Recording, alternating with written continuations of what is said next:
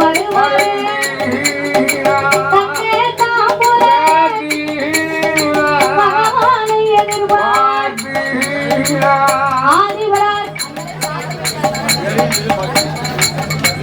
ஆதி பராசக்தியாகப்பட்ட அந்த பார்வதா தேவியானவள் கலைத்து வருவார் என்று பகவானுக்கு கலைப்பாடி கொடுத்து இலைத்து வருவார் என்று இலைப்பாடி கொடுத்து ஆண்டவனுக்கு ஆமையோடு பலகை போட்டா அரணாரை அதிலே நிற்க சொல்லி ஆண்டவனார் பாதத்திற்கு பூ மலரெல்லாம் போட்டு பகவானுக்காகவே பாத பணிவிடைகளை முடித்தார்.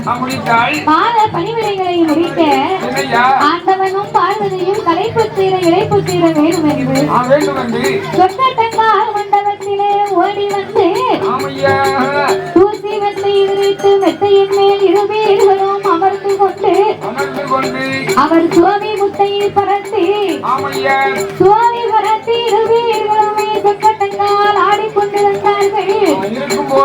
மறுநாள் பொழுது விடிந்தது. மறுநாள் பொழுது விடிந்தவுடனே மறுபடியும் ஆண்டவன் படியேற்க வேண்டும் என்று பயணமாக புறப்பட்டார். பார்வதியும் என்னைக்கும் போலவே அன்னைக்கும் படி அரிசி எடுத்து கொடுத்தார்.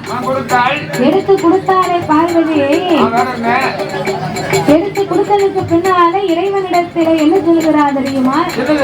ஆண்டவா பரம்பொருளே, நீங்க உலகம் எல்லாமே படியிறக்க போனா உங்க பார்வதி நான் கைலாசத்திலே எப்பவும் பார்த்தாலும் எனக்கு ஒட்டையிலே இருப்பதே வேறையா போச்சு.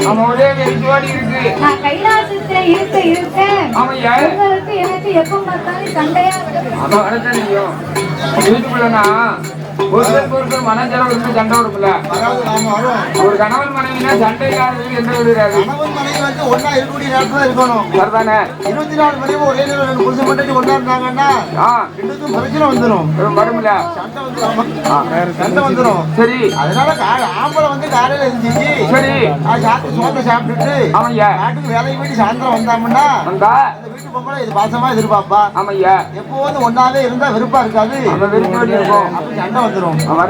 அப்ப இந்த பார்வதா தேவி இறைவனாகப்பட்ட பகவானுக்கு என்னைக்கும் போல அன்னைக்கும் ஆண்டவனுக்கு அமுதரிசி எடுத்து கொடுத்தார்.